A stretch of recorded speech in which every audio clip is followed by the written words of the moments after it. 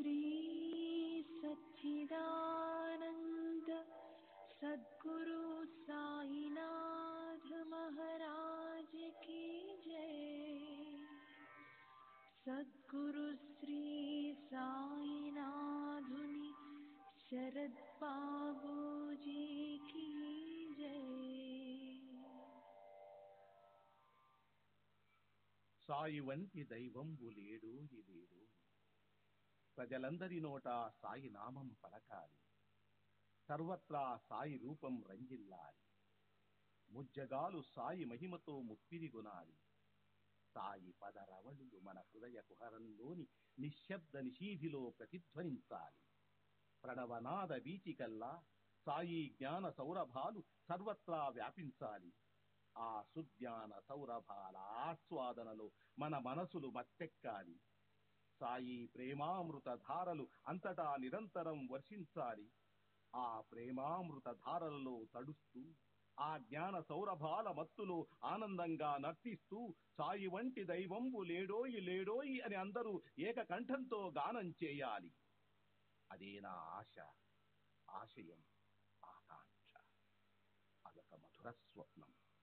ఆ స్వప్న సాఫల్యం కోసం శ్రీ సాయినాథుని అనన్య ప్రేమతో, ఆర్ద్రతతో ప్రార్థించటమే మనం చేయగలిగింది, చేయవలసింది. శ్రీ బాబూజీ.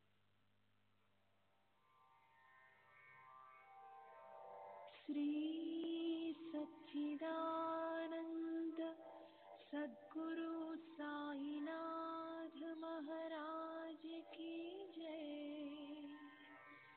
सद्गुरु श्री साईनाथुनि शरद बाबूजी की जय।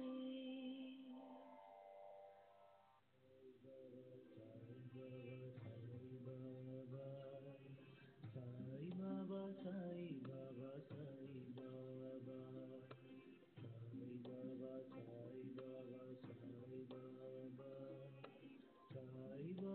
साई बाबा साई बाबा साई बाबा साई बाबा साई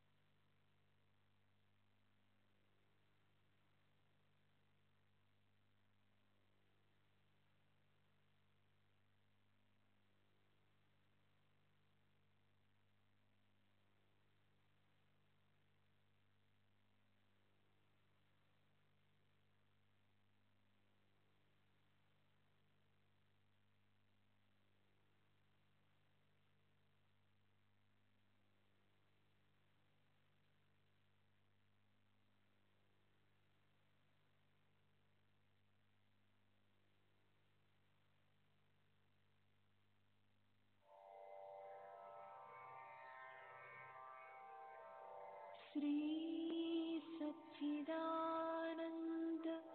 सद्गुरु साईनाथ महाराज की जय।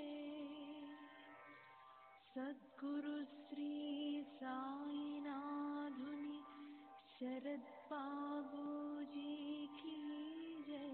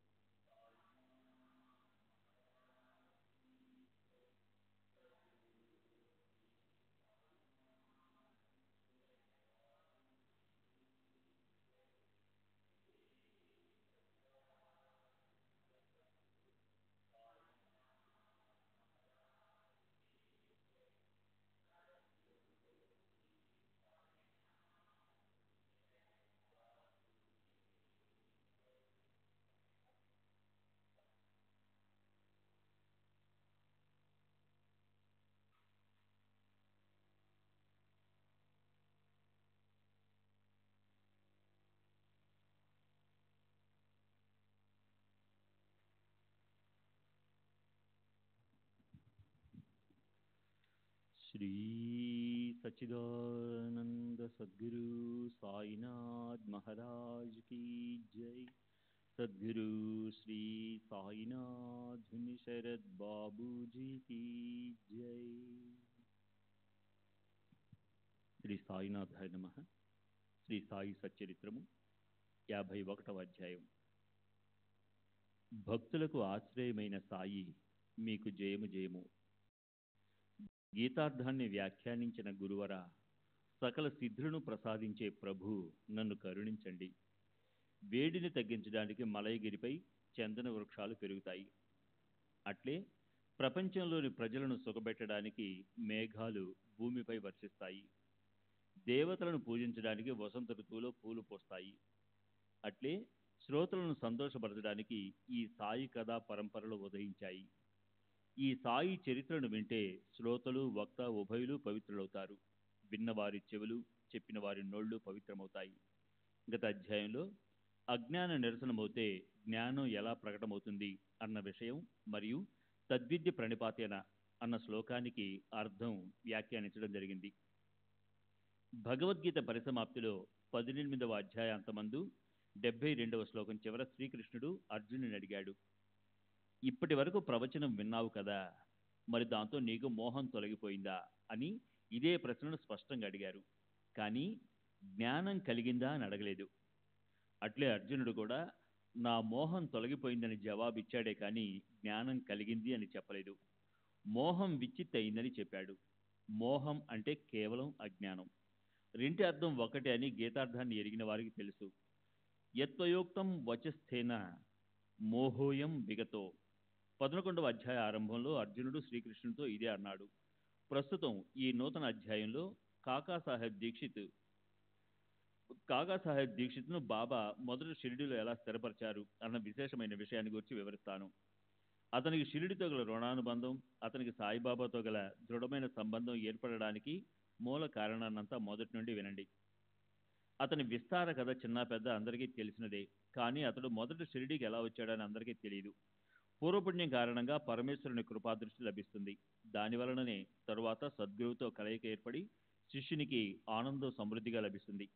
ఈ విషయాన్ని గురించి ఈ అధ్యాయంలో శ్రోతల హృదయాలకు ఆనందాన్ని కలిగించే కథాత్రయాన్ని, ముగ్గురు భక్తుల మహద్భాగ్యాన్ని వర్ణిస్తాను. పరమార్థ ప్రాప్తి కోసం కోటాను కోటి ఇతర ఉపాయాలు ఎన్నో ఉన్నా సద్గురు కృపా దృష్టి లేకపోతే పరమార్థం ప్రాప్తించదు. ఈ విషయంలోని మధురమైన కథను వింటే శ్రోతల కోరిక తీరి వారికి తమ శ్రేయస్సును సంపాదించుకోవాలన్న శ్రద్ధ కలుగుతుంది. గురుభక్తులను సమాధానపరిచే పరమపావనమైన ఈ అధ్యాయాన్ని శ్రోతలు తమ మంచి కోసం సావధాన చిత్తంతో శ్రవణం చేయండి. హరిసీతారాం దీక్షిత్ కాకాసాహెబ్ అన్న పేరుతో ప్రసిద్ధుడు. బాబా భక్తులందరూ అతని ప్రేమతో సగౌరవంగా స్మరిస్తారు. అతని గత చరిత్రను వినాలన్న ఉత్సుకత గల భావికులైన భక్తులకు, రసికులకు ఆనందదాయకమైన అతని కథను సగౌరవంగా చెప్తాను. క్రీస్తు శకం 1909వ సంవత్సరం వరకు కాకాసాహెబ్కు సాయిబాబా అన్న పేరే తెలియదు. తర్వాత అతడే సాయి యొక్క పరమభక్తునిగా ప్రసిద్ధి చెందాడు.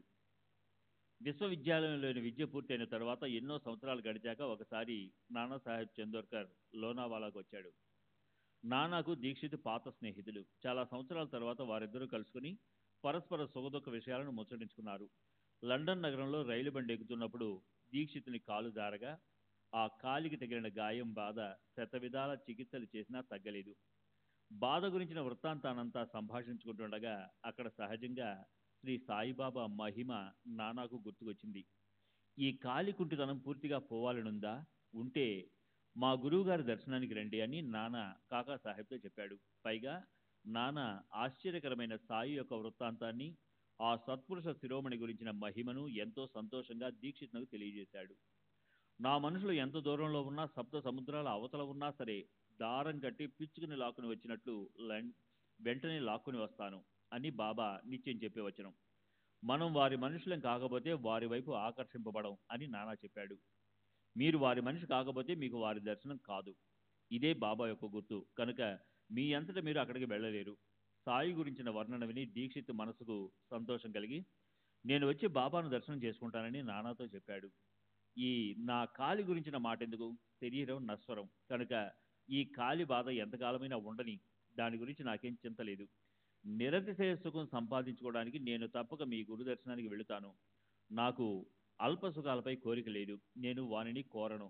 బ్రహ్మ కంటే వేరే సుఖం లేదు. అదొక్కటే అమూల్యమైన సుఖం. ఆ సుఖం కొరకు నేను మీ గురువుకు దాసునవుతాను. ఈ కాలి కుంటితనం ఇలాగే ఉండిపోని, నాకు దీని చింత ఏం లేదు. కానీ నా కుంటి మనసును బాగు చేయండి అని ప్రార్థిస్తాను. ఏవేవో సాధనలు చేసి చాలా శ్రమ పడ్డాను. కానీ మనసు స్థిరపడలేదు. స్వాధీనంలో ఉంచుకోవాలని ఎంత ప్రయత్నించినా నాకు తెలియకుండానే అది జారిపోతుంది. మనసును నిగ్రహించాలని ఎంత జాగ్రత్త పడినా మనసు ఆశ్చర్యంగా దృష్టికి అందకుండా తప్పించుకుని తిరుగుతుంది. నానా, నేను మీ గురువు దర్శనానికి వచ్చి నా మనో వైకల్యాన్ని తొలగించమని వారిని ప్రార్థిస్తాను. నశ్వరమైన శరీర సుఖాలపై విరక్తి కలిగి పరమాత్మ సుఖంపై ప్రీతి గల భక్తులు పరమార్థాన్ని సంపాదించుకోవడం సాయికి పరమ సంతోషం. శాసనసభ ఎన్నికల విషయాలను చర్చించుకుంటూ అంతటా ఆ విషయాన్ని ముచ్చటించుకుంటూ జనులందరూ ఆ పనుల్లోనే నిమగ్నులయ్యారు. కాకాసాహెబ్ కూడా తన కోసం ప్రజల అభిమతాన్ని సంపాదించుకోవడానికి స్నేహితుల వద్దకు అనుకోకుండా అహ్మద్ నగర్కి వెళ్ళాడు. కాకాసాహెబ్ మీరికరు అక్కడి సర్దారు. అతడు దీక్షిత్కు చాలా సన్నిహితుడు అవడం వలన దీక్షిత్ అతని వద్ద బస చేశాడు.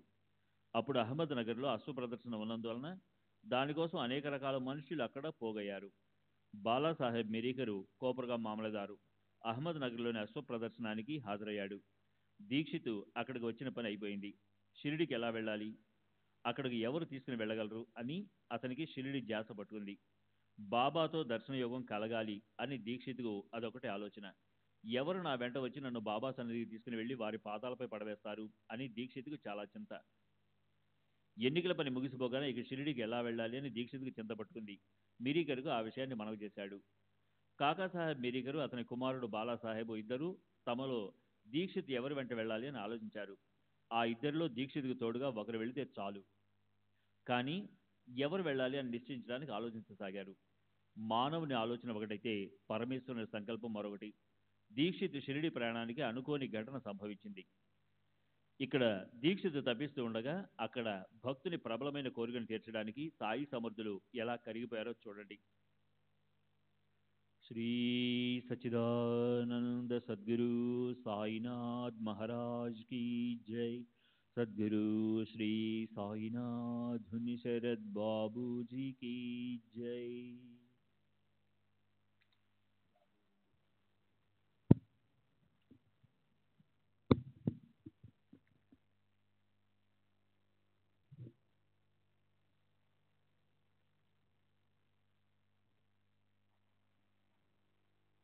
దీక్షిత్తు చింతిస్తూ బాధతో కూర్చుని ఉండగా మాధవరావు అహ్మద్ నగర్కు వచ్చాడు. అందరికీ ఆశ్చర్యం కలిగింది. మాధవరావు అత్తగారికి ఆరోగ్యం బాలేదు. వెంటనే భార్యతో సహా రమ్మని నగర్ నుండి అతని మామ టెలిగ్రామ్ ఇచ్చాడు.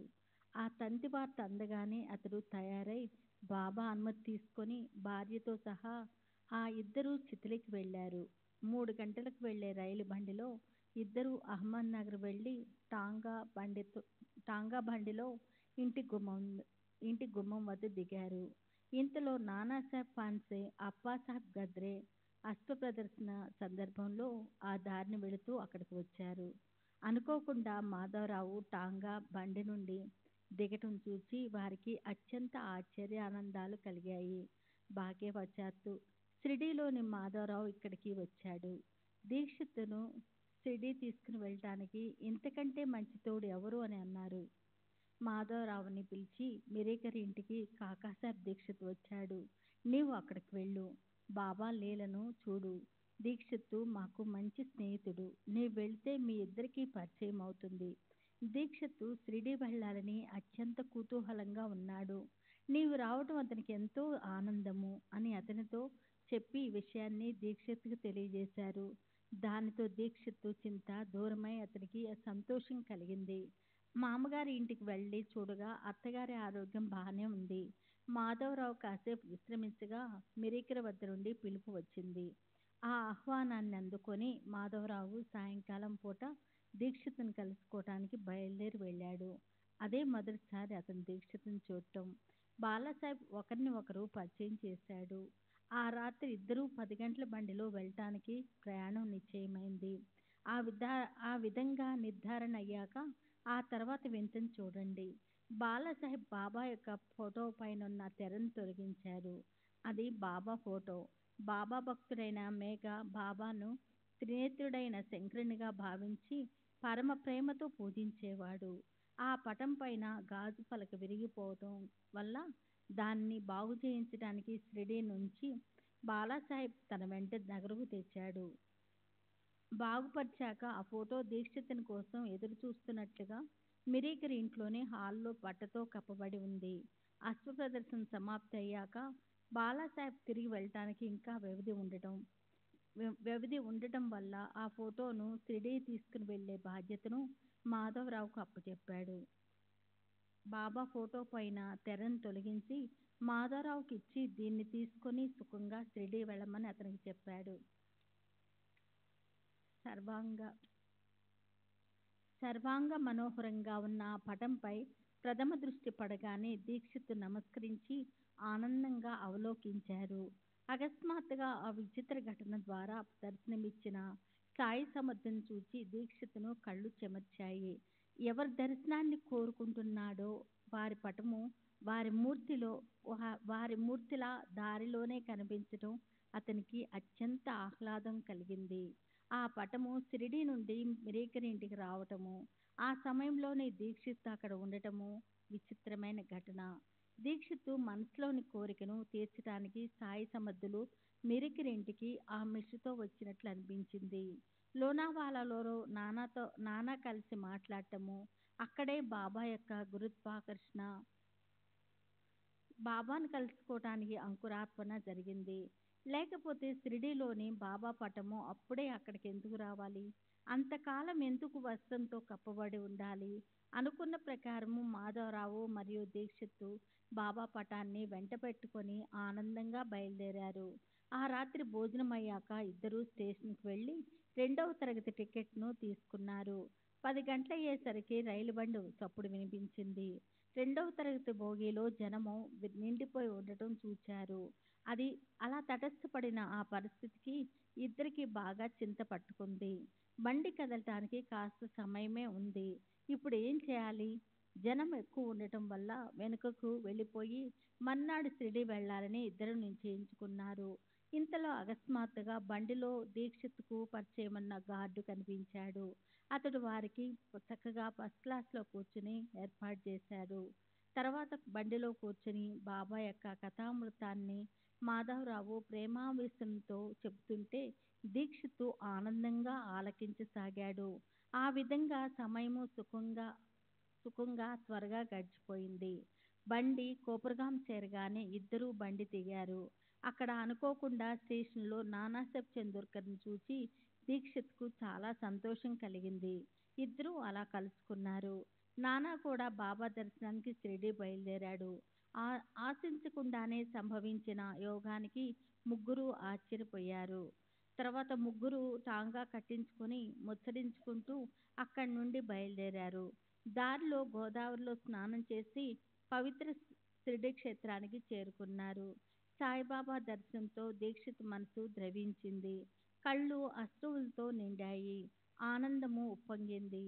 నేను కూడా నీకోసం ఎదురుచూచి నిన్ను కలుసుకోవటానికి శ్యామాను నగరకు పంపాను అని సాయిబాబా అతనితో స్పష్టంగా చెప్పారు. దీక్షిత్కు శరీరము పులకించింది. అశ్రువులతో కంఠము గద్గతమైంది. శరీరం అంతా చెమటలు పట్టి కంపించింది. చిత్తవృత్తి ఆనందమయమైంది. శరీరము వణకసాగింది. కళ్ళు ఆర్ధోనిర్మితమయ్యాయి. అపరిమిత ఆనందంతో ఈరోజు నా దృష్టి సఫలమైందని సాయి చరణాలను ఆలింగనం చేసుకున్నాడు. మనసుకు ధన్యత అనిపించింది. అతనికి ఎనలేని ఆనందము కలిగింది. అలా తన శరీరాన్ని సాయి సేవకు అర్పించాడు. అతనికి సాయి చరణాలలో నిష్ఠ కుదిరింది. సాయి అనుగ్రహాన్ని పూర్తిగా సంపాదించాడు. సాయిబాబా సేవ చక్కగా చేయటానికి షిరిడీలో ఒక గృహాన్ని నిర్మించి అనేక సంవత్సరాలు అక్కడే ఉన్నాడు. సాయి మహిమను బాగా విస్తరింపజేశాడు. సారాంశము: సాయిబాబా తమను సేవించే భక్తులను నిష్కాములుగా చేస్తారు. వారు భక్తులకు విశ్రామధామము, భక్తులకు పరమ సుఖాన్ని ప్రసాదిస్తారు. చంద్రునికి అనేక చకోరాలు కానీ చకోరాలకు నక్షత్రనాథుడు చంద్రుడు ఒక్కడే. అట్లే తల్లికి అనేక మంది బిడ్డలున్నా బిడ్డలందరికీ తల్లి ఒక్కతే. సూర్యునికి కమలాలు అనేకము, కానీ కమలాలకు సూర్యుడు ఒక్కడే. గురువుకు భక్తులు అసంఖ్యాకము, కానీ భక్తులకు తండ్రి అయిన గురువర్యులు సాయి ఒక్కరే. మేఘం కోసం ఆదురపడే చాతక పక్షులు అనేకము, కానీ చాతక పక్షులకు మేఘం ఒకటే. అట్లే బాబాకు అనేక మంది భక్తులు, కానీ భక్తులకు తల్లి తండ్రి సాయి ఒక్కరే. భక్తితో వారి శరణుదొచ్చిన వారి గౌరవాన్ని కాపాడటము, ప్రేమతో వారి కార్యాన్ని సఫలం చేయటము ఇవాళ మనము ప్రత్యక్షంగా చూస్తున్నాము. ప్రపంచంలో ప్రాణంతో ఉన్న జీవులను మరణము అంతం చేస్తుంది. నేను నిన్ను విమానంలో తీసుకుని వెళతాను అని సాయిబాబా దీక్షిత్కు అభయం ఇచ్చారు. వారు చెప్పిన ప్రకారం దీక్షిత్తు తన నోటితో సాయి యొక్క గుణగుణాలను గానం చేస్తూ ఉండగా అతనికి మరణం సంభవించింది. నేను ప్రత్యక్షంగా నా కళ్ళతో చూచాను. మేము రైలు బండిలో ఒక బల్ల మీద కూర్చొని పరస్పరము సాయి సమర్థన్ గురించిన విషయాల్లో నిమగ్నమై ఉండగా అతడు అకస్మాత్తుగా విమానాన్ని ఎక్కినట్లుగా అనిపించింది. దీక్షిత్తు ఆ సమయాన్ని ఉపయోగించుకొని అకస్మాత్తుగా తన మెడను నా భుజంపై ఆనించి సుఖాన్ని శ్వాసానందాన్ని పొందాడు. అతని శరీరము అటు ఇటు పొరలలేదు. కంఠంలో గురక శబ్దమూ లేదు. ఏ బాధ లేదు. అందరూ చూస్తుండగా మాట్లాడుతూ ఉన్న అతని శరీరము చలనరహితమైంది. అలా దీక్షిత్తు తన మానవ శరీరాన్ని వదిలి ప్రాణజ్యోతిని ఆత్మలో విలీనం చేశాడు. విమాన మార్గాన ఆత్మస్వరూపంలో కలిసిపోయాడు. అతని జ్యోతి విశ్వజ్యోతిలో విలీనమైంది. సాయి చరణాల్లో ధ్యానం నిమగ్నుడవుగా అతని శరీరం పూర్తిగా నశించి మనోవృత్తి సంపూర్ణంగా శాంతించింది. శ్రీ సచిదానంద సద్గురు సాయినాథ్ మహారాజ్ కీ జై. సద్గురు శ్రీ బాపూజీ కీ జై.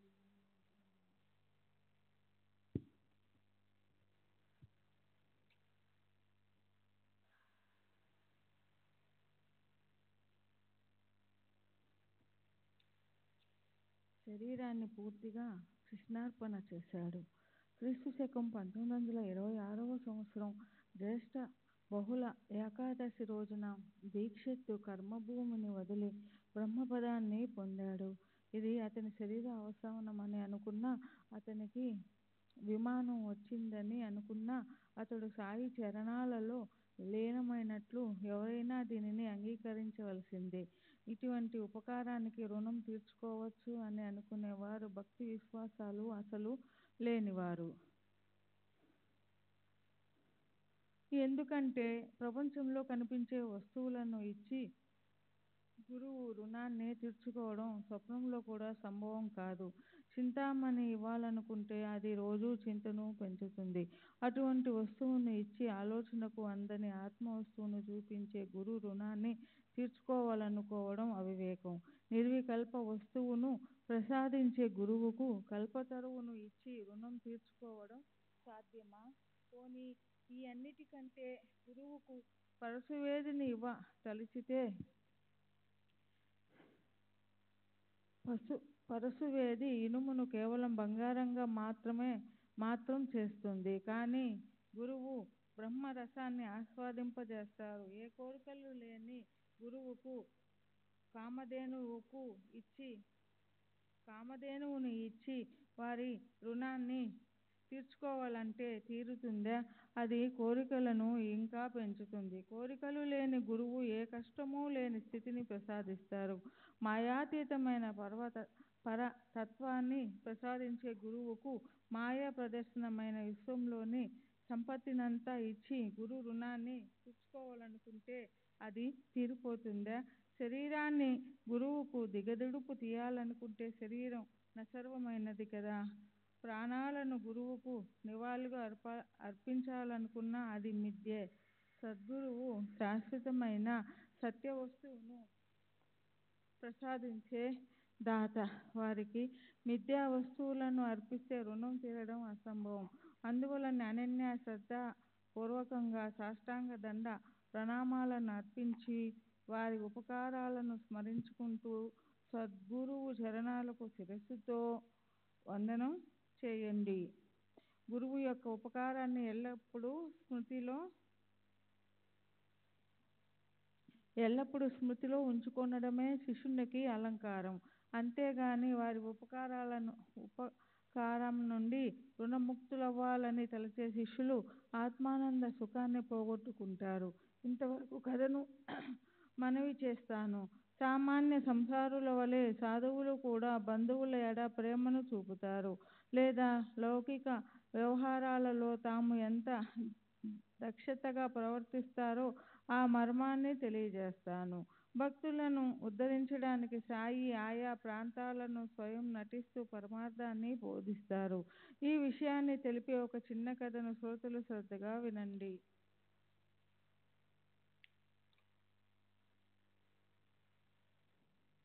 ఎవరు ఏమీ చెప్పకుండానే సత్పురుషులు ఇతర సాధువులను ఎలా గుర్తుపడతారు అన్న విషయం తెలుస్తుంది. ఒకసారి గోదావరి నదీ తీరాన ఉన్న రాజమహేంద్ర పట్టణానికి శ్రీ వాసుదేవానంద స్వాముల వారు విచ్చేశారు. వారి ఉపనామం సరస్వతి. వారు గొప్ప అంతర్జ్ఞాని, కర్మ మార్గాన్ని నిష్ఠగా అవలంబించిన వారు. వారి కీర్తి గంగా భూతలంపై ప్రతిధ్వనిస్తుంది. వారి కీర్తిని ఆ నోట చెప్పుకోగా విన్న నాందేడు పట్టణంలోని పుండలీకరావు మొదలగు భక్తులు స్వామి దర్శనానికి వెళ్ళాలని గట్టిగా నిర్ణయించుకున్నారు. వారు బయలుదేరి రాజమహేంద్ర పట్టణం చేరుకున్నారు. ఉదయం గోదావరి తీరానికి స్వామి దర్శనానికి వచ్చారు. ప్రభాత సమయాన నాందేడ్కరు ఇతర భక్తులు నోటితో స్తోత్రాలను పఠిస్తూ గోదావరి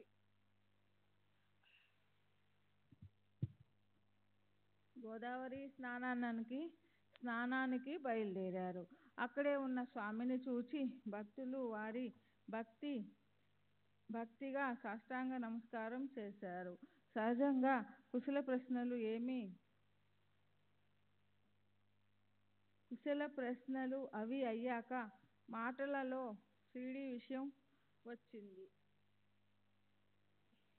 సాయినామం చెవులలో పడగానే స్వామి తమ చేతులు జోడించి ప్రణామం చేసి, వారు మాకు సోదరులు, నిష్కాములు, వారి యందు మాకు అపారమైన ప్రేమ అని చెప్పారు. అక్కడ ఉన్న ఒక శ్రీఫలాన్ని స్వామి పుండలీకరావు చేతికి ఇచ్చి, షిరిడీకి వెళ్ళినప్పుడు దీనిని మా సోదరుని పాదాలకు వందనం చేసి అర్పించు. ఈ దీనునిపై అనుగ్రహము ఉండాలని, వీనిని మర్చిపోవద్దని, నాకు వారిపై ఎల్లప్పుడూ ప్రేమ పెరుగుతూ ఉండాలని చెప్పు. వారికి నా నమస్కారం అని చెప్పు. మీరు మరలా షిరిడీ వెళ్ళినప్పుడు నా సోదరునికి ఈ శ్రీఫలాన్ని నా నమస్కారములతో అర్పించండి. మేము స్వాములం, మేము ఎవరికి వందనం చేయరాదనే మా నియమం. అయినా ఈ సందర్భంలో అది శుభప్రదమని ఆ నియమాన్ని ఉల్లంఘిస్తున్నాము. అందువలన సాయిబాబా దర్శనానికి వెళ్ళినప్పుడు ఈ శ్రీఫలాన్ని సాయి చరణాల యందు మర్చిపోకుండా అర్పించండి అని చెప్పారు. వారి మాటలను విని పుండలీకరావు వారి పాదాలకు వందనం చేసి వారి ఆజ్ఞానుసారమే ఆచరిస్తానని చెప్పాడు. స్వామి ఆజ్ఞను శిరసావహించి తాను ధన్యుణ్ణని తలచి స్వామికి శరణు వేడి పుండలీకరావు అక్కడి నుండి వెళ్ళిపోయాడు. స్వామి సాయిబాబాను సోదరుడు అని అనడం పొరపాట? యావజ్జీవ అగ్నిహోత్రం జుహుయాత్ అన్న శృతి వచనానికి అనుగుణంగా సాయిబాబా ప్రవర్తించారు. బాబా ఎదుట అహోరాత్రులు అగ్ని ప్రజ్వరిల్లుతూ ఉంటుంది. అది వారి వ్రతం. ప్రజలు దానిని దుని అని అంటారు. భక్తులు బాగు కోసం, వారి చిత్తశుద్ధి కొరకు, బ్రహ్మప్రాప్తి కొరకు అగ్నిహోత్రాది కర్మలను, ఇతర సాధనాలను బాబా ఆచరించేవారు. శ్రీ వాసుదేవానంద సరస్వతి స్వామి కూడా యతి. వారు అగ్నిహోత్ర వ్రతాన్ని ఆచరించేవారు. అందువలన వారు బాబాను సోదరుడని అనడం అర్థం లేని మాట కాదు. తరువాత నెల తిరగకుండానే పుండలీకరావు నలుగురు మిత్రులను వెంటబెట్టుకుని సాయిబాబా దర్శనానికి బయలుదేరే యోగం వచ్చింది. సామాన్లను, పళ్ళు, పలహారాలను మరియు మర్చిపోకుండా స్వామి ఇచ్చిన కొబ్బరికాయను తీసుకుని అందరూ సాయి దర్శనానికి ఆనందంగా బయలుదేరారు.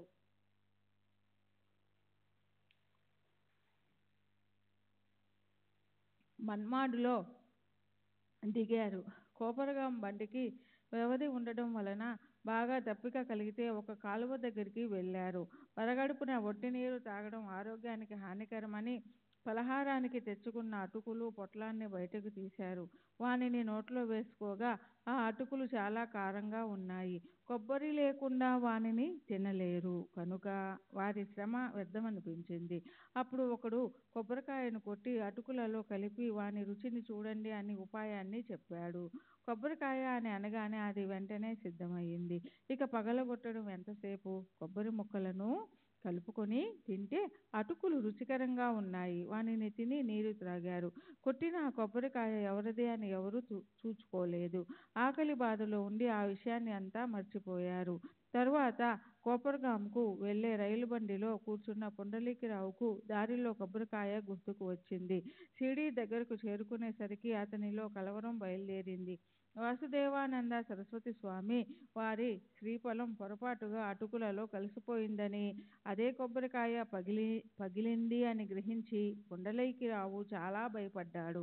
శరీరమంతా వణికిపోయింది. సత్పురుషుని పట్ల అపరాధం జరిగింది. అతనికి చాలా బాధ కలిగింది. ఎంత పాపాన్ని మూటగట్టుకున్నాను.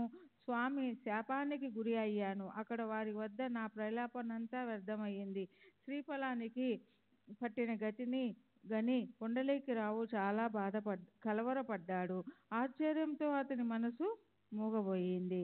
ఇప్పుడు బాబాకు ఏం ఇవ్వాలి, వారితో ఏ విధంగా చెప్పాలి, వారికి నా మొహం ఎలా చూపించను, వారికి ఇవ్వవలసిన శ్రీఫలాన్ని కోల్పోయాను కదా, సాయి చరణాలకు అర్పించవలసిన శ్రీఫలం పలహారమైపోయింది, సత్పురుషునికి అగౌరవం జరిగిందని పుండలీకరావు తనలో తాను దుఃఖపడ్డాడు. బాబా కొబ్బరికాయను అడిగితే మన్మాడ్లో దానిని పలహారం చేసేశామని, ఇప్పుడు ఆ కొబ్బరికాయ లేదని చెప్పలేక అందరూ సిగ్గుతో తలలు దించుకోవాలి అని అందరి మనసులలోనూ బాధ ఉంది. కొబ్బరికాయ తమ వద్ద లేదని నిజాన్ని చెప్పడానికి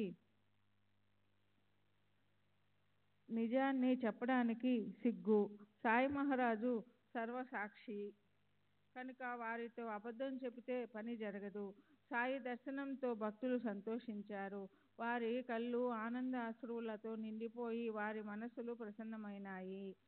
మనం ఎప్పుడు తీగలు లేకుండానే వార్తలు పంపుతూ ఉంటాము. విజ్ఞానపరంగా ఎంతగానో పురోగమనాన్ని సాధించామని చాలా గొప్పగా గర్వపడతాము. వారి కొరకు ఎంతో ధనము వ్యయం చేసి అక్కడక్కడ స్టేషన్లను నిర్మించాలి. కానీ సాధు సత్పురుషులకు ఏ సాధనాలు అవసరం లేదు, మనసుతోనే వార్తలను పంపుతారు.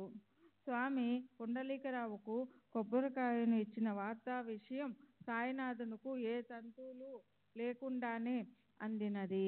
పుండలీకరావు సాయిబాబా దర్శనం చేసుకున్నప్పుడు వారు తమంతట తాము మా సోదరుని వద్ద నుండి తెచ్చిన నా వస్తువును ఇవ్వు అని అడిగారు. అప్పుడు పుండలీకరావు బాబా పాదాలను పట్టుకొని ఆవేదనతో నేనేమని చెప్పను, క్షమించమని మిమ్మల్ని ప్రార్థించడం తప్ప నాకు వేరే మార్గం లేదు. నేను కొబ్బరికాయను గుర్తుపెట్టుకొని మరీ తెచ్చాను. కానీ ఆకలిని తీర్చుకోవడానికి కాలువ దగ్గరికి వెళ్ళినప్పుడు అందరం దాని గురించి మర్చిపోయాం. అక్కడ దానినే పగలగొట్టి అటుకులలో కలిపి అందరం పలహారం చేశాం కనుక మీకు మరొక కాయను తెచ్చి ఇస్తాను, దయతో స్వీకరించండి అని అతను లేవబోగా సాయి మహారాజు అతని చేతిని పట్టుకుని వద్దని వారించారు. పొరపాటుగా విశ్వాసఘాతకం జరిగింది. మీరు దయామయులు, నన్ను క్షమించి మీ హక్కున చేర్చుకోండి. నేను మహా అపరాధిని. సజ్జనులు సాధువు అయిన స్వామి వచనాన్ని పాటించకుండా మీకు అర్పించవలసిన శ్రీఫలాన్ని నేను తిన్నాను. ఇది సాధువుల మాట జవదాటడం. నేను ఎంతటి మహా అపరాధిని. నా ఈ పాపానికి అసలు నిష్కృతి అంటూ ఉందా? నేను ఎంతటి సిగ్గుమాలిన వాణ్ణయ్యాను. ఆ మాటలు విని బాబా నవ్వుతూ, బాధ్యతగా దగ్గరుంచుకోలేని వాడివి అసలు ఆ కొబ్బరికాయను ఎందుకు తీసుకున్నావు? నీవు నా వస్తువును నాకు తెచ్చి ఇస్తానని నా సోదరుడు నీ మాట మీద ఎంతో విశ్వాసాన్ని ఉంచాడు. దాని పరిణామం ఇదేనా? నీవు పనిచేసే పద్ధతి ఇదేనా? నా సోదరుని కోరిక తీరలేదు కదా. ఆ శ్రీఫలానికి బదులుగా ఎన్ని తెచ్చి ఇచ్చినా దానికి సమానం కావు. జరగవలసింది జరిగింది. ఇప్పుడు వ్యర్థంగా ఎందుకు దుఃఖిస్తున్నావు? స్వామి నీకు కొబ్బరికాయ ఇవ్వడం కేవలం నా సంకల్పం. నా కోరిక ప్రకారమే ఆ కాయ పగిలింది. కర్తృత్వాన్ని అనవసరంగా నీపైన ఎందుకు వేసుకుంటావు? నేను అపరాధిని అని అహంకార బుద్ధితో అనుకుంటున్నావు. నేను కర్తను కాను అన్న నిరహంభావాన్ని అలవర్చుకుంటే ఏ బాధ ఉండదు. పుణ్యకార్యాలు మాత్రం నేను చేశానని అనుకున్నప్పుడు పాపకర్మలను కూడా నేనే చేశానని ఎందుకు అనుకోరు? రెండు కర్మల ఫలితము ఒక్కటే. అందువలన నీవు నిరభిమానంగా ప్రవర్తించు. నీవు నన్ను కలుసుకోవాలన్న నా సంకల్పం వలనే ఆ కొబ్బరికాయ నీ దోసిల్లో పడింది. ఈ మాట ముమ్మాటికి నిజం. మీరు నా బిడ్డలు. మీ నోట్లో పడ్డ ఆ కాయను మీరు నాకు అర్పించినట్లే, అది నాకు నిశ్చయంగా అందినట్లే అని తెలుసుకో. ఆ విధంగా బాబా తమ వచనాలతో సమాధానపరచగా పుండలీకరావు బాధ మెల్లమెల్లగా తగ్గి అతని మనసు కుదుట పడింది. కొబ్బరికాయ పోవడం అనే మిషతో చేసిన బాబా యొక్క బోధ అతని మనసుకు ఉపశమనం కలిగింది. అహంభావంతో సతమతమవుతున్న వారి అహంకారం తొలగిపోయి వారు నిర్దోషులయ్యారు. ఇదే ఈ కథ సారం. మనోవృత్తిలో అహంభావం తగ్గుతున్న కొద్దీ పరమార్థంలో అధికారాన్ని సంపాదించి భవాన్ని సులువుగా దాటగలరు. ఇప్పుడు అపూర్వము మధురము అయిన మూడవ భక్తుని అనుభవాన్ని వింటే బాబా యొక్క అసమాన వైభవం, వారి సామర్థ్యం తెలుస్తుంది. శ్రీ సచ్చిదానంద సద్గురు సాయినాథ్. महाराज की जय। सद्गुरु श्री साईनाथुनि शरद बाबू जी की जय।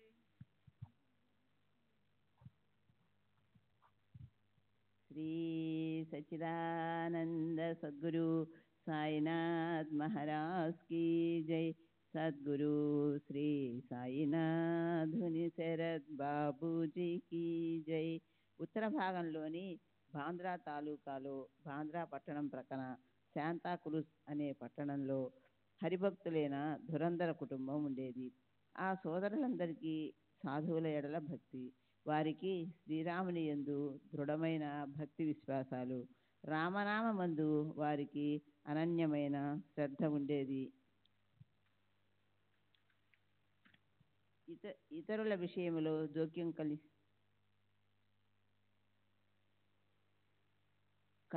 కలిగించుకోవడం వారికి ఇష్టముండేది కాదు. వారి జీవనం సాధారణంగా ఉండేది. వారి పిల్లలు మంచి ప్రవర్తన కలిగి ఉండేవారు. వారి స్త్రీలు కూడా మంచి ఆచరణ కలిగి ఉండేవారు. అందువలన చక్రపాణి వారికి రుణపడి ఉన్నాడు. వారిలో ఒకరు బాలారాం. అతడు విఠల భక్తుడు, పుణ్యకార్యాలు చేయడంలో ప్రసిద్ధుడు, అందరికీ ప్రీతిపాత్రుడు. అతనికి రాజదర్బారులో మంచి పేరు. 1878 సంవత్సరంలో ఫిబ్రవరి 19వ తారీఖున ఒక రాముని భక్తుని ఎంట ఒక రత్నం భూతలంపైకి వచ్చింది. పాటారే ప్రభుజాతికి చెందిన ఒక భూషణం ముంబైలో ఒక ప్రసిద్ధ గౌరవనీయమైన కుటుంబంలో జన్మించాడు. ఇతడు పాశ్చాత్య విద్యాపారంగతుడు, న్యాయవాది వృత్తిని చేపట్టినవాడు, తత్వజ్ఞానంలో నిష్ణాతుడు, విద్వాంసుడని అంతటా ప్రసిద్ధి చెందినవాడు. ఇతనికి పాండురంగని యందు అత్యంత ప్రేమ, పరమార్థంలో పరమ శ్రద్ధ. ఇతని తండ్రి యొక్క ఆరాధ్య దైవం శ్రీరాముడు. కొడుకుకు విఠలుపై భక్తి. సోదరులందరూ డిగ్రీలున్నవారు. వారి వ్యవహారం ఎప్పుడూ ధర్మబద్ధంగా ఉండేది.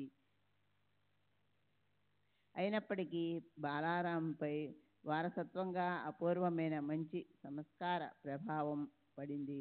ఆకర్షణీయమైన అతని ప్రవర్తన, నిర్మలమైన విచార సరళి, కుశాగ్ర బుద్ధి, సత్ప్రవర్తన, ఈ గుణాలు అనుకరణీయాలు.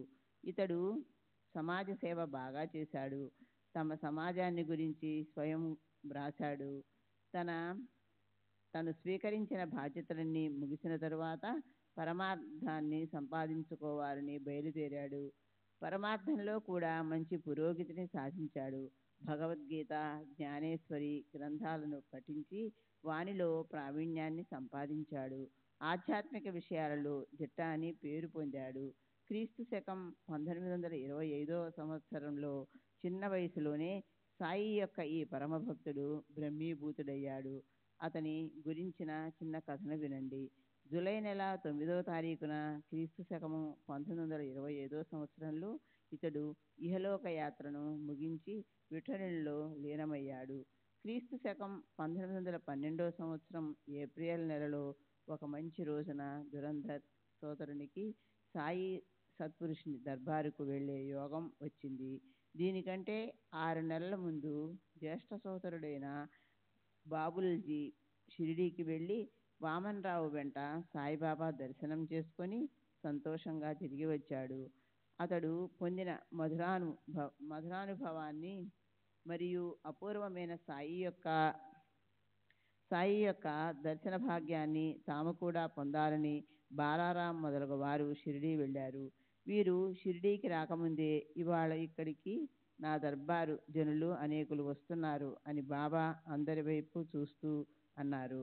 ప్రేమతో నిండిన ఆ మాటలను ఎవరో చెప్పగా విని తాను షిరిడీ వస్తున్నట్లు ఎవరికీ కబురు చేయలేదే, మరి ఈ విషయం బాబాకు ఎలా తెలిసింది అని ధురంధర్ సోదరులకి చాలా ఆశ్చర్యం కలిగింది.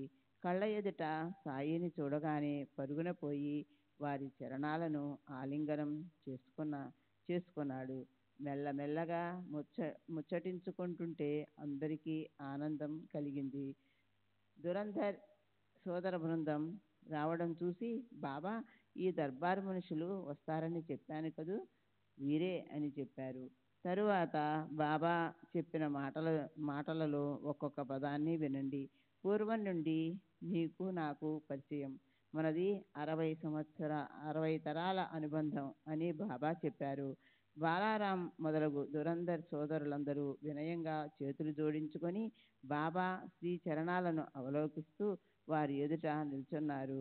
శ్రీ సాయి దర్శనంతో వారందరి మనసులు ప్రేమతో, ఉత్సాహంతో నిండిపోయాయి. వారి కళ్ళు ఆనంద బాష్పాలతో నిండాయి. వారి జన్మ సార్థకమనిపించింది. కంఠం గద్గదమైంది. శరీరమంతా రోమాంచితమైంది. అష్టభావాలు ఉప్పొంగాయి. బాలారాం పరిస్థితిని చూసి సాయినాథునికి సంతోషం కలిగింది. ఎంతో ప్రేమతో వారందరికీ ఉపదేశ వచనాలను చెప్పారు. శుక్లపక్షంలోని చంద్రుని కళలు రోజు రోజుకు పెరిగేలా, నన్ను రోజు రోజుకు అధికంగా ఆరాధించేవారు మరియు మనోవృత్తిని, కామ క్రోధాది వికారాలను నా కోసం అర్పించిన వారు ధన్యులు. దృఢ విశ్వాసంతో తమ గురువులను ఆరాధించే వారికి పరమేశ్వరుడు రుణపడి ఉంటాడు. అట్టి వారిని ఎవరూ చెడు బుద్ధితో చూడరు. అరఘడియ అయినా వ్యర్థం చేయక హరి యొక్క భజనతో శ్రద్ధ కలిగి ఉన్న వారికి గురువు శాశ్వతమైన సుఖాన్ని ప్రసాదించి భవసాగరాన్ని దాటిస్తారు. ఇటువంటి బాబా వచనాలు విని ఆనందంతో అందరి కళ్ళల్లో నీళ్లు నిండాయి. మనసులు ప్రసన్నమయ్యాయి. అంతఃకరణ గద్గదమైంది. అందరూ వందనం చేసి సాయి వచనాల పూలమాలను తమ మెడలో వేసుకున్నారు. దానితో భక్తి ఉప్పొంగి ఆనందం కలిగింది. తరువాత అందరూ బసకు వెళ్ళి భోజనానంతరం కాసేపు విశ్రమించి మరల సాయంత్రం బాబా వద్దకు వెళ్ళి వారికి సాష్టాంగ ప్రణామం చేశారు. బాలారాం వినయశీలి బాబా పాదాలను వత్తసాగాడు. బాబా చిలుం గొట్టాన్ని అతని ముందుకు జరిపి పీల్చమని సైగ చేశాడు. అతనికి అది అలవాటు లేకపోయినా బాబా ప్రసాదమని భావించి కష్టంగా పీల్చి దానిని బాబా చేతికి ఇచ్చి భక్తిగా వారికి అభివందనం చేశాడు. బాలారాం భాగ్యం అప్పటి నుండి అతని ఉబ్బస జబ్బు పూర్తిగా నయమైంది. ఆ ఉబ్బసపు జబ్బు అతనికి 1-2 రోజులది కాదు, పూర్తిగా 6 సంవత్సరాల నాటిది. చిలుం ప్రభావం చెవిలో మంత్రం ఊదినట్టుగా అనిపించింది. చిలుమును ఒక్కసారి పీల్చి సవినయంగా నమస్కరించి తిరిగి ఇచ్చేశాడు. అప్పటి నుండి అతని ఉబ్బసం జబ్బు పోయింది. మరల ఎప్పుడూ రాలేదు. మధ్యలో ఒక్కరోజు మాత్రం బాలారాంకు దగ్గు వచ్చింది. అందరికీ చాలా ఆశ్చర్యం కలిగింది. కారణం ఎవరికీ అర్థం కాలేదు. తరువాత విషయాన్ని కనుక్కోగా ఆ రోజే బాబా తమ శరీరాన్ని వదిలివేసినట్లు తెలిసింది. ఆ భక్తునికి బాబా అలా సూచించారు. బాలారాంకు దగ్గు వచ్చిన రోజే బాబా తమ శరీరాన్ని త్యజించారు. దీనితో అతనికి తమ విధానాన్ని చూపించారు. అప్పటి నుండి అతనికి మరణం వరకు మరల ఎప్పుడూ దగ్గు రాలేదు. ఈ చిలుం అనుభవాన్ని ఎవరైనా ఎలా మర్చిపోగలరు? ఆ రోజు గురువారం, పైగా సావడి ఊరేగింపు. దురందర్ బృందానికి ఇనుమడించిన ఆనందం లభించి ఆ రోజు స్మరణీయంగా మిగిలింది. 8 నుండి 9 వరకు బాబా ఎదుట ప్రాంగణంలో తాళాలు, తప్పట్లు, మృదంగ వాదనలతో భజన జరిగింది. భక్తులు అభంగాలు పాడుతుంటే మరోవైపు పల్లకీకి అలంకరిస్తుండేవారు. పల్లకీ తయారయ్యాక బాబా చావడికి బయలుదేరేవారు. ఇది వరలో 37వ అధ్యాయంలో చావడి ఊరేగింపును విస్తారంగా వర్ణించాను. ఇక్కడ చెప్పటం పునరుక్తి అవుతుంది. బాబా ఒక రాత్రి మసీదులో, 2వ రాత్రి చావడిలో గడిపేవారు. వారికి ఆ నియమం ఆగకుండా వారి శరీరాన్ని విడిచే వరకు సాగింది. ఆ చావడి వైభవాన్ని చూడాలని బాలారాంకు కుతూహలం. అందువలన చావడి ఊరేగింపు సమయానికి సరిగ్గా దురందర్ బృందం అక్కడికి వచ్చారు. షిరిడీ గ్రామవాసులు, స్త్రీలు, పురుషులు బాబా వెంటబెట్టుకొని ఎంతో ఉత్సాహంగా జయజయకారాలు చేస్తూ చావడికి బయలుదేరారు. శ్రీ సచ్చిదానంద సద్గురు సాయినాథ్ మహారాజ్ కీ జై. సద్గురు శ్రీ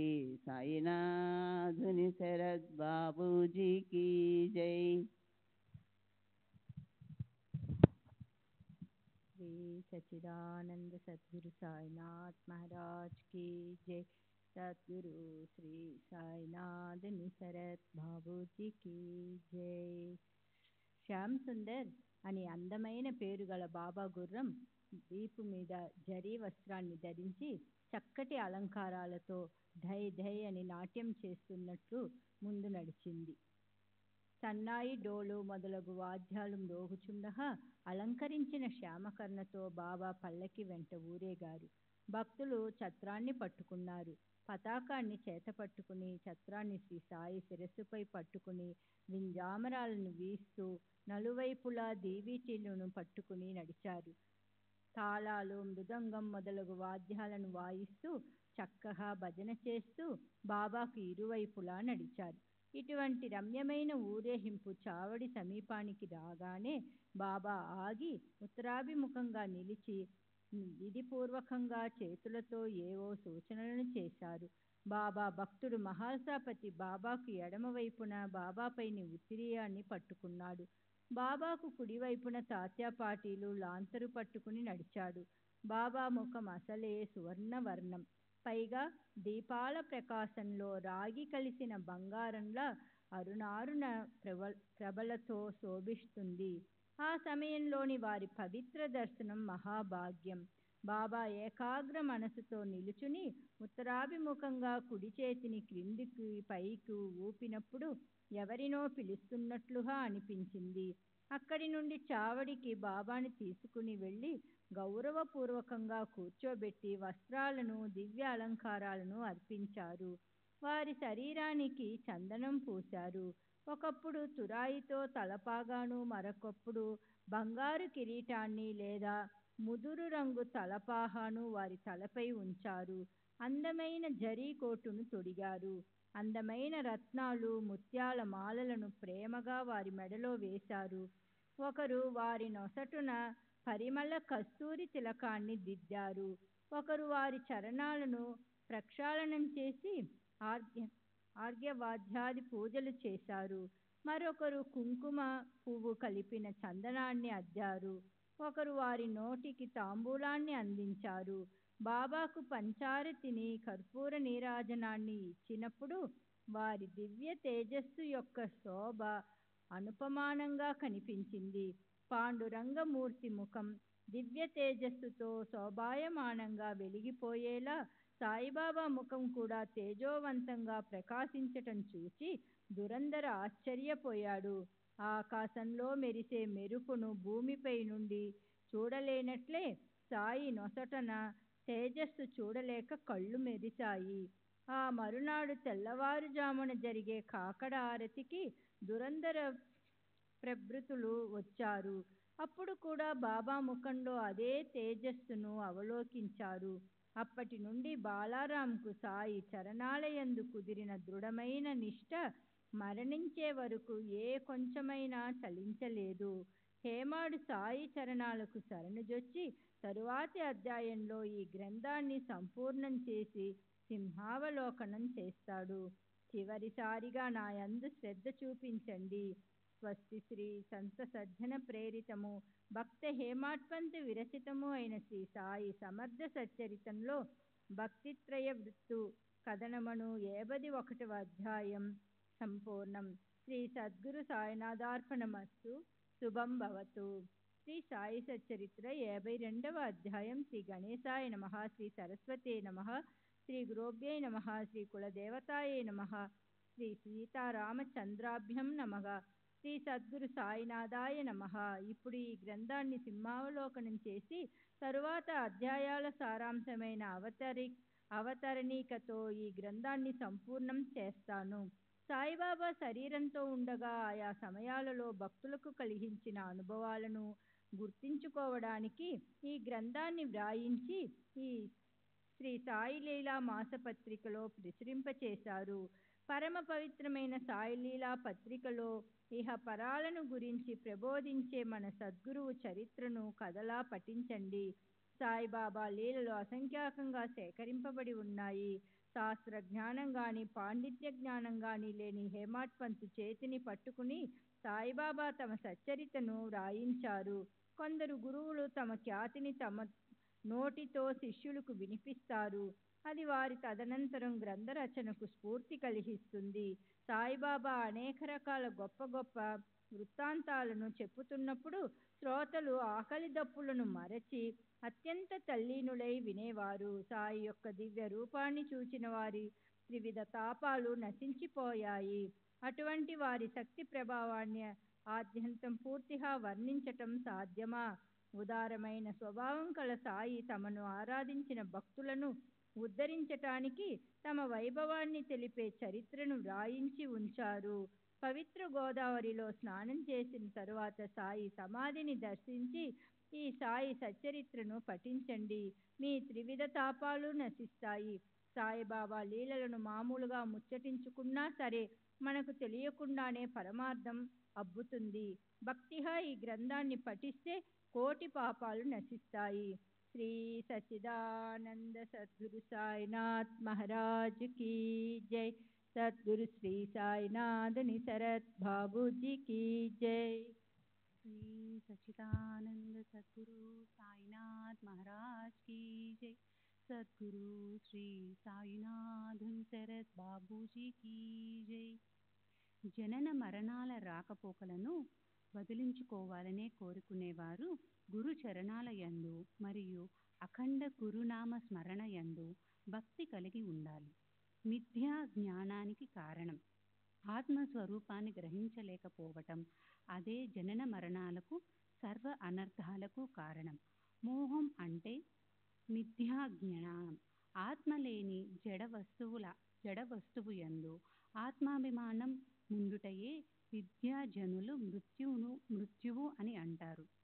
సాయి కథా సారాన్ని మదనం చేసి మధురము నిత్య నూతనము అయిన సాయి కథలను శ్రవణం చేసే శ్రోతలకు అధపతనం తప్పుతుంది.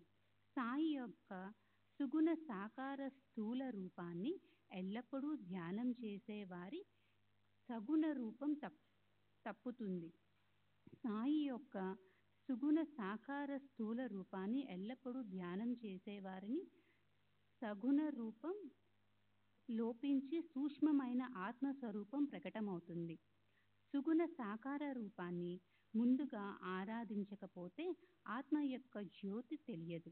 నిర్గుణ పరబ్రహ్మ తత్వం పూర్తిగా అవగాహన కాదు.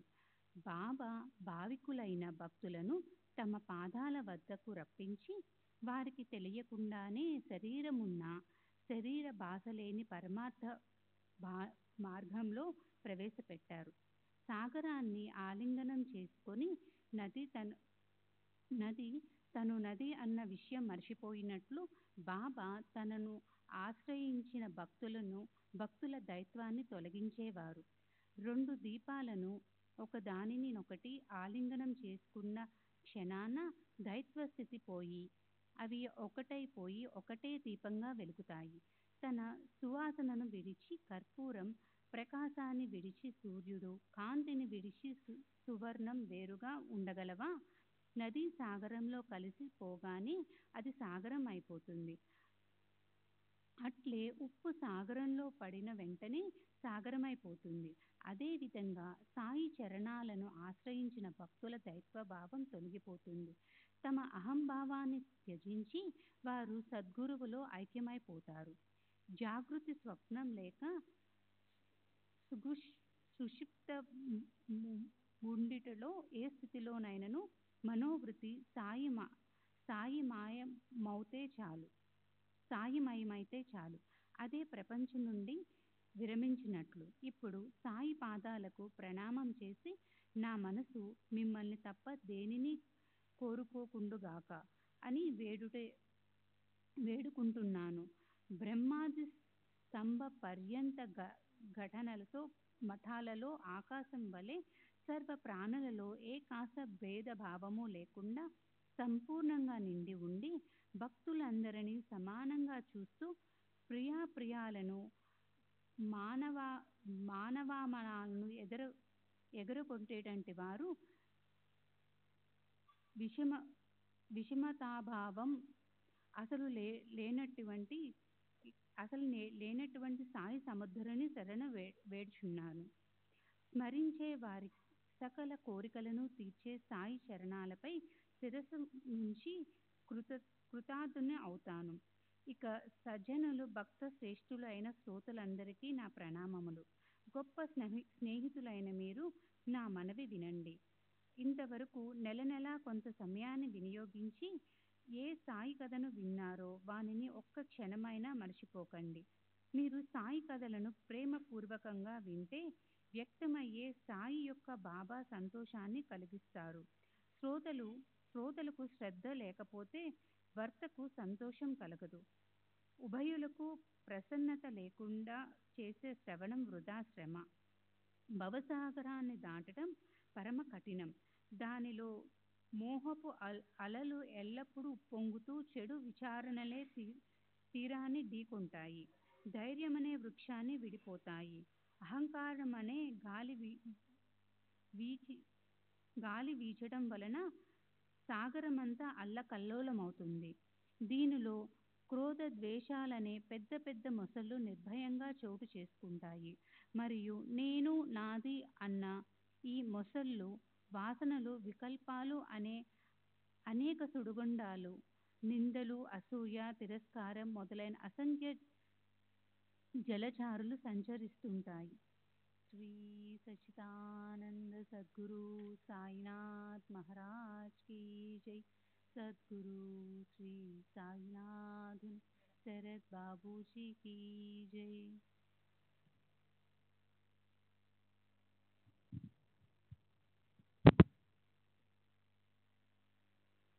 శ్రీ సద్గురు సాయినాథ్ మహారాజ్ కీ. ఇది ఇంతటి భయంకరమైనటువంటి సాగరమైనప్పటికీ అగస్త్యుని రూపంలో గురువు దీనిని ఔపోషణం పడతారు. వారి చరణధూళికి దాసులై వారికి అవశేషమైన లేని భయం ఉండదు. అందువలన సద్గురు సాయి సమర్థులు భవసాగరాన్ని దాటించేటటువంటి నౌక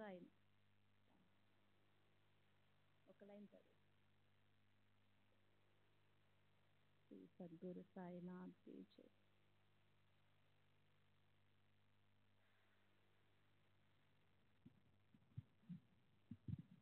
ఇంతటి భయంకరమైన సాగరమైనప్పటికీ అగస్త్యుని రూపంలో గురువు దీనిని ఔపాసనం పడతారు. వారి చరణ ధూళికి దాసులైన వారికి లవలేశమైన దీని భయం ఉండదు. అందువలన సద్గురు సాయి సమర్థులు భవసాగరాన్ని దాటించే నౌక అయి వారిని ఆశ్రయించిన వారినందరినీ వారు అవతలి తీరానికి చేర్చుతారు. మహాదుస్తరమైన ఈ భవసాగరాన్ని దాటడానికి సాయి చరణాలను నావగా చేసుకుంటే నిర్భయంగా అవతలి తీరానికి చేర్చుతారు. నిష్టలోని విశిష్టత ఇటువంటిది. ఇటువంటి ఈ వ్రతాన్ని ఆచరిస్తే ప్రపంచ దుఃఖాలలోని తీవ్రత తెలియదు. దీనికంటే లాభకరమైనది వేరే ఏదీ లేదు. ఇదే శక్తి మనకు చక్కగా ఉపయోగపడుతుంది. శ్రీ సచ్చిదానంద సద్గురు సాయినాథ్ మహారాజ్ కీ జై. సద్గురు శ్రీ సాయినాథ్ శరత్ బాబూజీ కీ జై. సాయి చరణాలలో అత్యంత భక్తి కళ్ళల్లో సాయి మూర్తిని నింపుకొని సర్వ ప్రాణులలోనూ సాయినే చూడగలిగే స్థితి భక్తులకు కలుగుగాక. పూర్వజన్మలో స్వేచ్ఛగా విహరించి పతనాన్ని పొందాము. ఇప్పుడైనా సద్గతిని పొందటానికి విషయ భోగాలను త్యజించడానికి శక్తి లభించుగాక. సాయి సమర్థులు ఎప్పుడూ వెన్నంటి ఉంటే ఎవరూ ఏం చేయలేరు అన్న దృఢ విశ్వాసంతో నిర్భయంగా ఉండే భక్తులు ధన్యులు. ఇప్పుడు బాబా చరణాలను పట్టుకుని సకల భక్తుల జనుల కొరకు వారిని ప్రార్థించాలని ఇస్తూ ఉంది. ఈ గ్రంథం అందరి గృహాలలో ఉండాలి. కారణం దీనిని నిత్యం నియమంగా భక్తితో పారాయణ చేసే వారి కష్టాలు నివారింపబడతాయి. శుచిరుద్భులై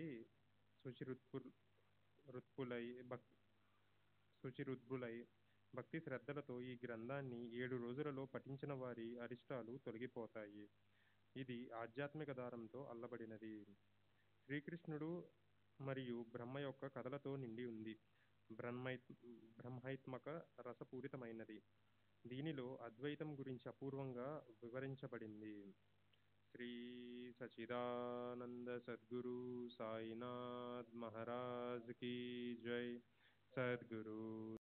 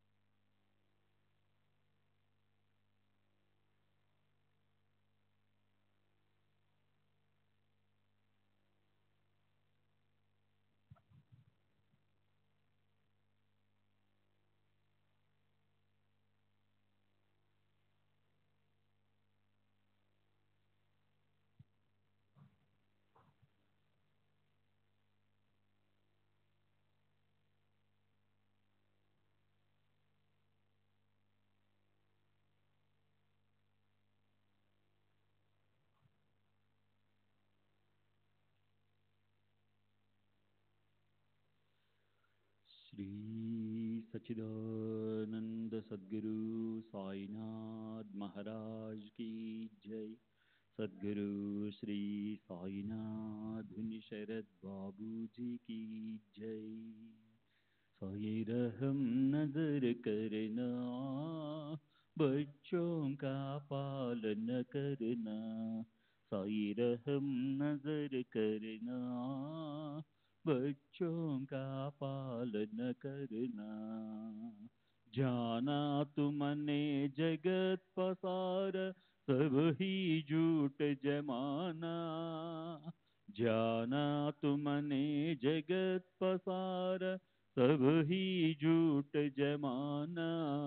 साई रहम नजर करना, बच्चों का पालन करना। साई रहम नजर करना, बच्चों का पालन करना। मैं अंधा हूँ बंदा आपका, मुझसे पथ दिखलाना।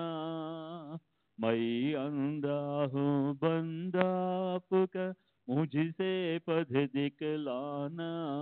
साई रहम नजर करना, बच्चों का पालन करना। साई रहम नजर करना, बच्चों का पालन करना।